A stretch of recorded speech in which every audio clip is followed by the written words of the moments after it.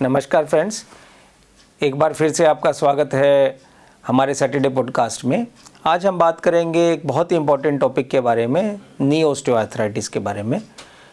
घुटने का दर्द आज के दिन बहुत ही कॉमन है और बहुत पेशेंट्स हमारे पास आते हैं हमारी ओपीडी में जिनको इतना तेज़ घुटने का दर्द होता है, घुटने टेढ़े हो गए होते हैं, वो चल नहीं पाते, बैठ नहीं पाते, घुटने पूरे मुड़ते नहीं हैं, तो इसको नी की ऑस्टियोआर्थराइटिस कहते हैं। पहली चीज़ जो समझना है कि ये गठिया नहीं है।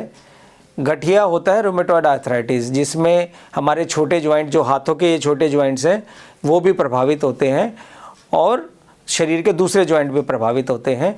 उसको गठिए की बीमारी कहते हैं। जो ऑस्टियोआर्थराइटिस है वो गठिया नहीं है। इसका मतलब है कि उम्र के हिसाब से हमारे घुटने घिस गए हैं। और उस तरह की जो आर्थराइटिस है वो इन्फ्लामेटरी आर्थराइटिस नहीं होती, वो डिजेनरेटिव यानी घिसने की वजह से आर्थराइटिस होती है। इसलिए आप इसको गठिया ना समझें, इसको ऑस्टियोआर्थराइटिस बोलते हैं। पहली बात ये हुई। दूसरी बात, इसका कारण क्या है? इसका कारण है कि वक्त के हिसाब से हम अपना पोस्चर है, जो बैठने का तरीका है, उठने का तरीका है, जैसे हम ज़मीन पे बैठते हैं, टॉयलेट में बैठते हैं और जगह बैठते हैं, वो तरीका हमारा ठीक नहीं है, अलाती पलाती मार के बैठते हैं।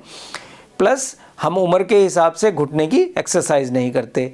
जो हमारी थाई मसल्स हैं वो बहुत इंपॉर्टेंट है घुटने के दर्द को और जोड़ों को बचाने के लिए, उसकी हम एक्सरसाइज नहीं करते। तीसरा, हम वेट पुटअप करते हैं, तो वेट बढ़ने से घुटने पे बोझ बढ़ जाता है क्योंकि ये वेट बेयरिंग जॉइंट है।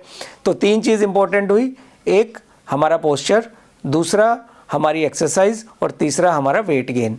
इन सब की वजह से हमारे इन घुटनों बड़ी जल्दी खिंच जाते हैं और फिर इनमें सूजन आने लगती है, कईयों में पानी भर जाता है और इनमें दर्द होने लगता है। इसको बचाने का तरीका भी यही है कि हम अपना पोस्चर ठीक रखें, हम अपना बैठने उठने का तरीका ठीक रखें, हम अपना वेट मैनेजमेंट करें, खाने पीने का डाइट इम्प्रूवमेंट करें जिसमें प्रोटीन ज़्यादा हो, फैट और कार्बोहाइड्रेट कम हो, और घुटने की रेगुलर एक्सरसाइज करें, तो हम इससे बचा जा सकता है। अब एक बहुत इम्पोर्टेंट मैसेज है कि जिन लोगों को हो गई उनका ट्रीटमेंट क्या है। तो हम ये देखते हैं कि हमारी ओपीडी में आधे से ज़्यादा मरीज एडवांस स्टेज में आते हैं जब घुटने पूरी तरह से घिस चुके होते हैं और वो टेढ़े हो चुके होते हैं।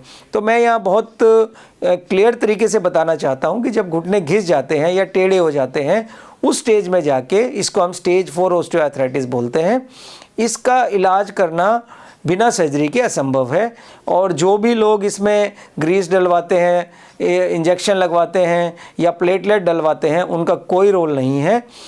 हमारे को अगर घुटने को सर्जरी से बचाना है तो अर्ली स्टेज में आना है, ग्रेड 2 और ग्रेड 3 ऑस्टियोआर्थराइटिस तक आना है, यानी कि हमें घुटने के दर्द को लंबे समय के लिए इग्नोर नहीं करना। और टाइम से जब हमारे को दर्द हो रहा है, हम अपने डॉक्टर के पास जाएं और अपने डॉक्टर से सलाह लें, और जो थेरेपीज़ हैं, नई थेरेपीज़ जैसे रीजनरेटिव थेरेपी है जिसमें प्लेटलेट थेरेपी है और दूसरी थेरेपी है, उनका लाभ उठाएं। पर ये तभी पॉसिबल है जब आप जल्दी आएँ। अगर आपने घुटने टेढ़े होने दिए या घुटने पूरे घिस गए, घुटने में एक्स्ट्रा बोन फॉर्मेशन हो गई, हड्डी बढ़ गई है घुटने की, फिर इसका इलाज बिना सर्जरी के संभव नहीं है।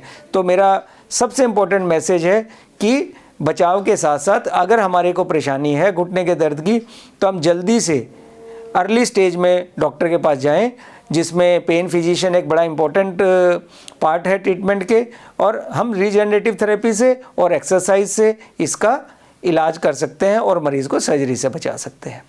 Thank you.